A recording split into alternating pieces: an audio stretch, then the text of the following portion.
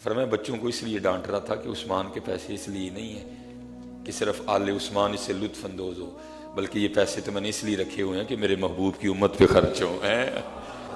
یار اگر مال دیا نا اللہ نے تو اس کو خرچ بھی کرنا اللہ کی مخلوق پہ، نبی علیہ السلام کی امت پہ، کیونکہ مال بڑے بڑے لوگوں کے پاس ہے، خرچ کی توفیق نہیں ہے۔ حضرت سیدنا عثمان غنی رضی اللہ تعالیٰ 17 ذوالحجہ آپ کا یوم وصال ہے، دیکھیں آپ قبر پہ بیٹھ کے اتنا روتے تھے کہ آپ کے آنسوؤں سے آپ کی داڑھی مبارک تر ہو جایا کرتی تھی۔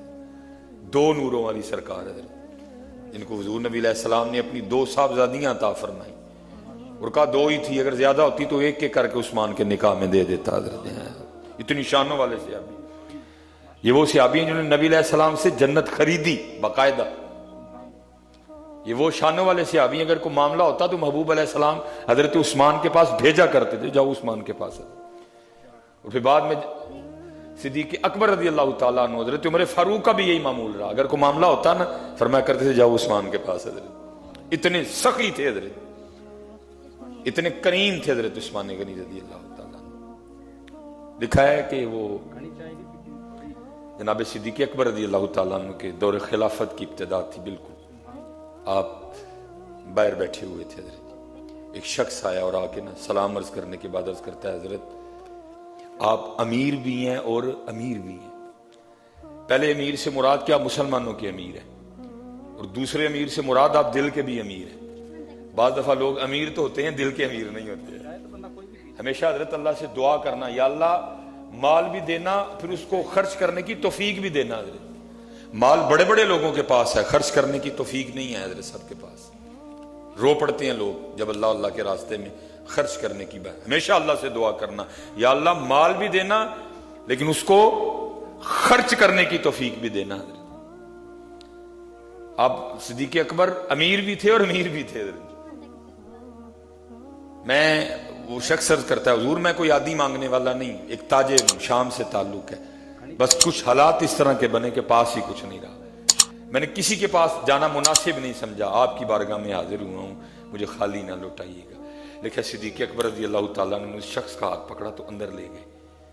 باہر سے حضرت جی گھر بڑا بہترین تھا، لیکن جب اندر گئے تو شامی بزرگ کہتے ہیں کہ چارپائی تو دور کی بات ہے، اندر ایک پھٹی چٹائی بیٹھی تھی، خود بھی اس پہ بیٹھ گئے اور مجھے بھی بٹھایا۔ میرے گھر میں تو خود بیٹھنے کے لیے چارپائی بھی نہیں ہے کوئی۔ حضرت جی یہ تھی ریاست مدینہ، کہا اس طرح کر تو عثمان کے پاس چلا جا۔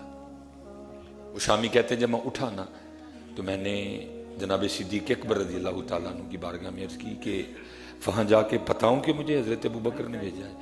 آپ نے فرمایا تجھے کہنے کی نوبت ہی نہیں آئے گی، چلا جا۔ اب وہ شامی بزرگ کہتے ہیں جب میں حضرت عثمان غنی رضی اللہ تعالیٰ عنہ کے گھر پہنچا نا تو اب وہاں جا کے کیا سنتا ہوں، آپ اپنی بیوی اور بچوں کی تربیت فرما رہے ہیں، اور کیا کہہ رہے ہیں، یہ تم دودھ میں شہد ڈال کے کیوں پیتے ہو؟ خبردار آج کے بعد دونوں کو اکٹھا نہ کرنا، اگر شہد پینا ہے تو صرف شہد پیو، اگر دودھ پینا ہے تو صرف دودھ پیو، خبردار آج کے بعد دونوں کو اکٹھا نہ کیا جائے۔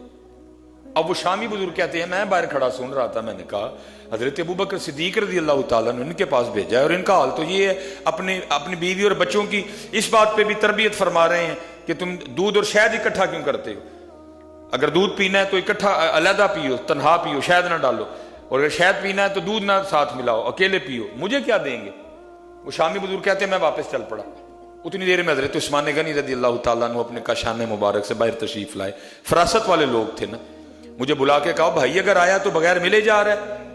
کہتے میں واپس آیا، آ کے میں نے سلام عرض کی، سلام کا جواب بھی مرحمت فرمایا، ساتھ مسکرائے بھی، اور مسکرانے کی وجہ یہ تھی کہ سلام کے جواب دینے سے ان کو پتہ چل گیا کہ میرے محبوب کا امتی ہے، میرے محبوب کا امتی ہے کوئی۔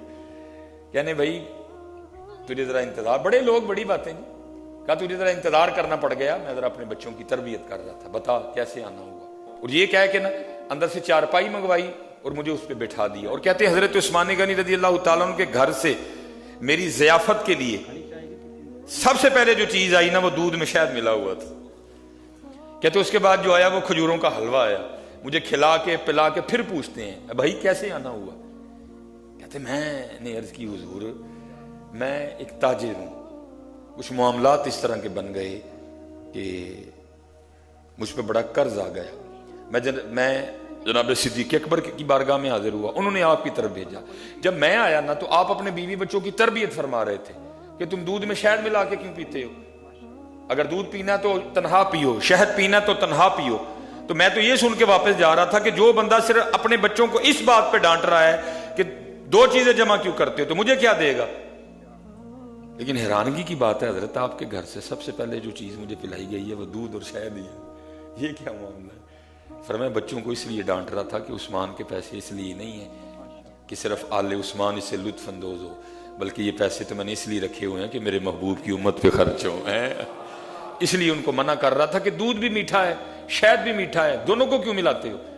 اگر دودھ پینا تو تنہا پیو, شہد پینا تو تنہا پیو. عثمان کے پیسے اس لیے نہیں ہیں کہ صرف عثمان کی اولاد اس سے لطف اندوز ہو, بلکہ یہ پیسے تو اس لیے ہیں میرے اللہ کی مخلوق پہ خرچ ہوں, میرے محبوب کی امت پہ خرچ ہوں. حضرت اس لیے ان کو کہہ رہا تھا. اور تجھے دودھ اور شہد اس لیے پیا کیونکہ تو مہمان بھی ہے, تو میرے محبوب کا امتی بھی ہے. اچھا کہتے میں نے اب اپنا معاملہ آگے بتایا بھی نہیں. فرمانے لگے وہ 2 اونٹ میں نے تیرے لیے تیار کی ہیں, سامان بھی ہے, پیسے بھی رکھوا دیے ہیں, ساتھ تیرے اور تیرے بچوں کے کپڑے بھی ہیں, جا لیتا جا. اور میں نے اس میں نا 4000 درہم بھی رکھوائے ہیں. کہتے میں بڑا حیران ہوا, وہ میں تو تھوڑے مانگنے آیا تھا, حضرت نے اتنے زیادہ عطا فرما دی ہیں. اچھا کہتے میں جب نکلنے لگا نا تو پھر دل میں خیال آیا کہ مال تو میرا ہے, لیکن جو اونٹ ہیں اب ان کے بارے میں نہیں پتا کہ ان کا کیا کرنا ہے. کہتے میں پھر واپس آیا, میں نے اس کی حضور مال تو میرا ہے, تو ان اونٹوں کا کیا کرنا ہے, واپس کرنے آنے ہیں. تو مسکرا کے فرمانے لگے اونٹ بھی دے رہی ہے, اونٹ بھی دے رہی ہے. کہتے میں نے شکریہ ادا کیا. تو آگے سے مسکرا کے فرمانے لگے میرا شکریہ نہ ادا کر, شکریہ ادا کرنا تو جا کے ابو بکر کا ادا کر. ہے یار اگر مال دیا نا اللہ نے تو اس کو خرچ بھی کرنا اللہ کی مخلوق پہ, نبی علیہ السلام کی امت پہ, کیونکہ مال بڑے بڑے لوگوں کے پاس ہے, خرچ کی توفیق نہیں ہے. اللہ سے توفیق مانگنا. اور میں تو اکثر کہا کرتا ہوں, امیرو وہ تمہارے لیے تو یاری بڑی سوکھی ہے, ہم غریبوں کے لیے تو بڑی اوکھی ہے. ہم تو روزے رکھیں گے, مجاہدے کریں گے, ساری رات شب بیداریاں کریں گے, پھر بھی پتہ نہیں یاری لگے گی کہ نہیں لگے گی. لیکن میرے محبوب نے فرمایا السخی حبیب اللہ, سخی اللہ کا دوست ہے. تمہیں تو اللہ نے کمال دے دیا, تم پتہ نہیں کیا کر رہے ہو, تم میں اس کو پکڑ کے رکھ رہے ہو. یاری لگاؤ اس کو اللہ کے راستے پہ خرچ کر کے, اللہ اور اللہ کے رسول کے لیے. تمہارے لیے تو بڑی آسان کر دی رب اللہ اور اللہ کے رسول نے. یہاں تو جان جائے گی پھر بھی پتہ نہیں دوستی لگے گی کہ نہیں لگے گی. فرمایا سخی حبیب اللہ, سخی دوست ہے اللہ کا, لگاؤ اللہ سے دوستی یار. اگر مال دیا ہے اللہ نے, اس کو خرچ کرو, غریبوں پہ خرچ کرو, یتیموں پہ خرچ کرو, فقیروں پہ خرچ کرو, مسکینوں پہ خرچ کرو, جو آپ کے نیچے لوگ کام کر رہے ہیں ان پہ خرچ کرو. اور یاد رکھنا سب سے بہترین جو سودا ہے نا وہ اسی ذات سے ہے.